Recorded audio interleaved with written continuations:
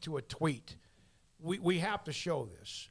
You have fans, media, whoever from the Big 12 and the Pac-12 kind of like snipping at each other.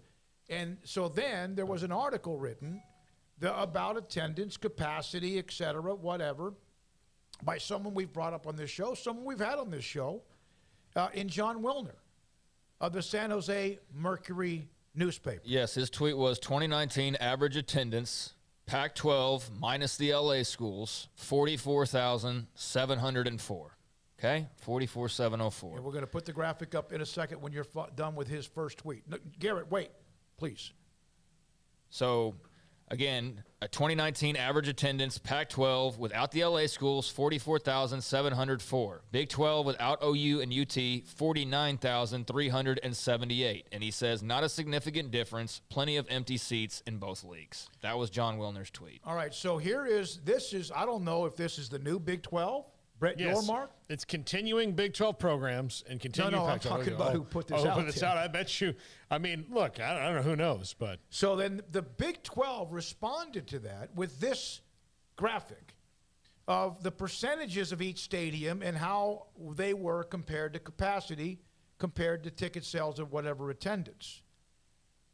And you can see that Texas Tech just under 90%, and I'm sure this year that changes because of all the excitement with the incoming, with Joey McGuire, not incoming, but there. Kansas lagging behind. Yes, they have struggled in many ways. At basketball, it would be a different story.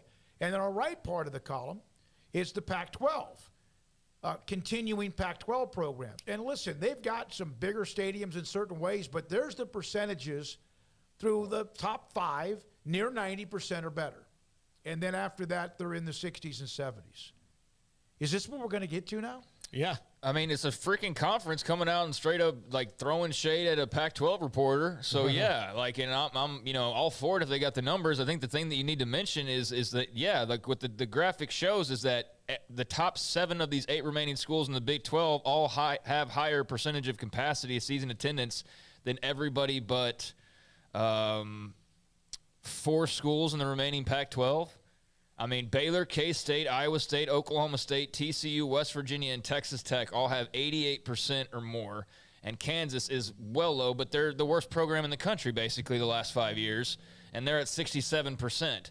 Whereas over in the Pac-12, you've got Utah and you've got Oregon, and Utah's got they got the best number of anybody, but Utah, Oregon, Colorado, Washington, they all have very good numbers, 97% or higher. But yeah, then there's Washington State, Arizona State, Oregon State, Stanford, Arizona, and California would all be behind everybody in the Big 12, save for Kansas, who would have a number pretty close in line to Cal, which is, man, does that tell you the apathy out there? The Big Bay Area market, huh?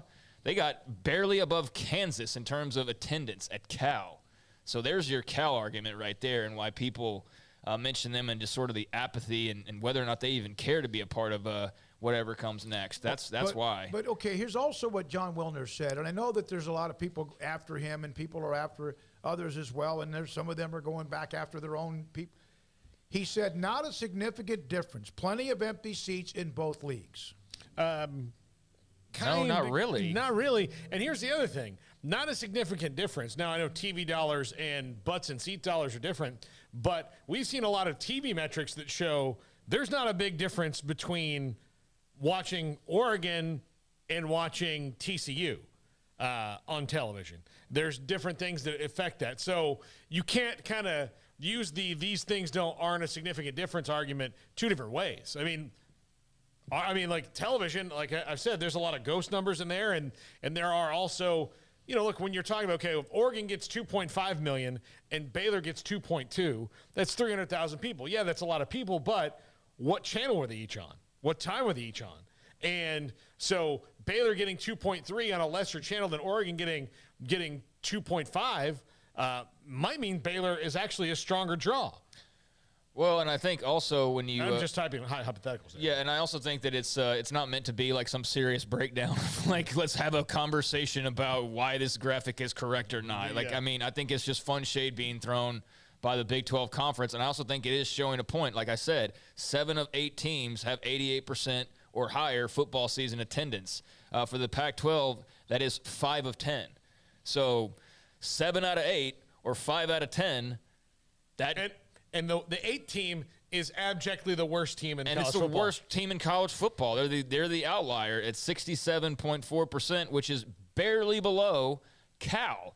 So, I mean, I think that's what he's kind of is being shown in that, and I'm sure there's another way to interpret it, but when you're talking about not that much of a difference or it's plenty of empty seats or whatever, I think when the Big 12 goes plenty of empty seats, 7 of our 8 teams are 88% or higher attendance. That's not a ton of empty seats, quite frankly, versus, the comparison model. Yeah, Utah, obviously, with a great percentage. Baylor just over 100% as well. This was the graphic put out by the Big 12. Kansas State, Iowa State, Oklahoma State, all of them in the same area, or so Oregon or Colorado, Washington a little higher. And so it just depends on how you look at it.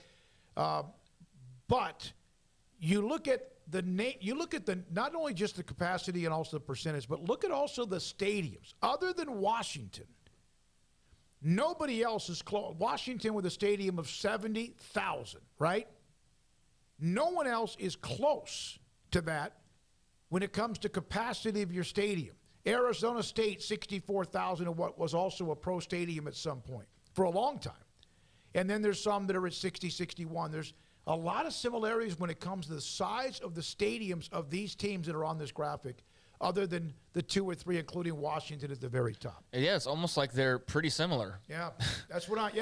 It's almost like there's not really a great argument one way or the other. It's almost like the timing matters, and it's almost like, it just depends on your vantage point. I don't know how you're sitting there screaming to the hilltops that the Pac-12's in a better vantage point right now. I don't know how you make that argument, but I can see where you could say, hey, it's not like the Big 12's just sitting pretty and on cloud 9 and nothing's going to go wrong for them either. I mean, there's still plenty of pitfalls potentially in their pathway.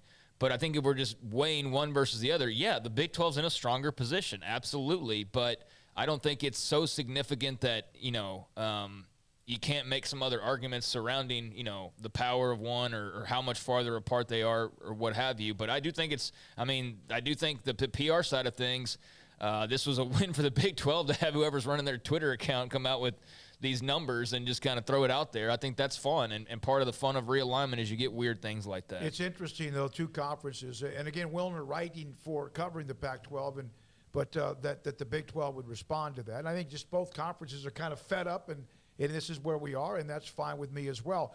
Could he be right with part of what he said? Yes. But is he also kind of wrong? Yes.